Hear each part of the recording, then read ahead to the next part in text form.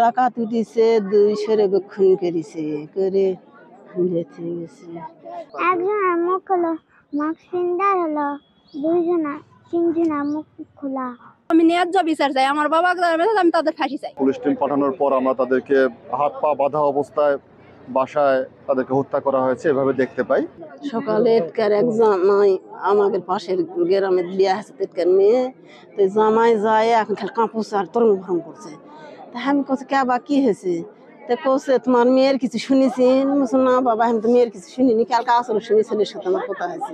তা কি হয়েছে বাবা, কছে যাও গেলেই দেখা পারবি। কি হয়েছে বা আমার ছেলের অসুখ হুড়ারি লাগিছে না, ক বাবা মিশছে না ইঙ্গিত দে বাবা। কছে না তুমি যাও গেলেই দেখা পাবি। তারপর সরকত বার আছে আমার ছোট যাও জিজ্ঞাসা করছে যে কি হয়েছে আমাকে ছেলে। ডাকাতি দিছে 200 খুন করেছে করে গেছে ওখানে ধুয়ে আম্মুর চিল্লার মধ্যে হলো।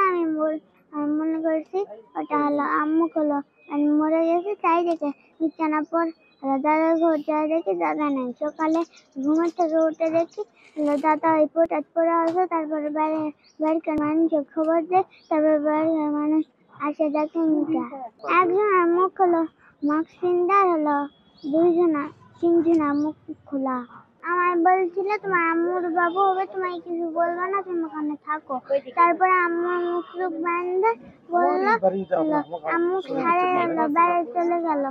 আর এক বন্ধু করতে সোয়ানা বাইরে যায়, বাইরে যায় দৌড়ে ঘুরতে পালা গিয়েছে। আমরা ন্যায্য বিচার চাচ্ছি। ন্যায্য বিচার না হলে জানবো যে বাংলার কোনো আইন নেই। আমার মন্তব্য এটাই যে আমি ন্যায্য বিচার চাই, আমার বাবা আমি তাদের ফাঁসি চাই। আমাদের যারা ইতিম করে তার কাছে বলা ইতিম হোক, আমি এইটুকুই চাই। আমাকে এই খবর মনে করেন 5:30টার দিকে খবর দিছে, ওই 10 মিনিটের মতো আমার আসতে লাগে বাড়ি থেকে। আসে দেখি ওই তো হাত পা বান্ধা আছে, এই অবস্থা, গলাত ফাঁস দেওয়া আছে,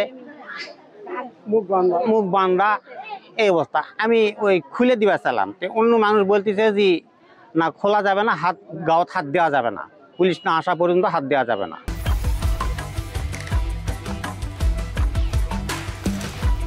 Bring the treat and split it up. It's way fun, fast and smart.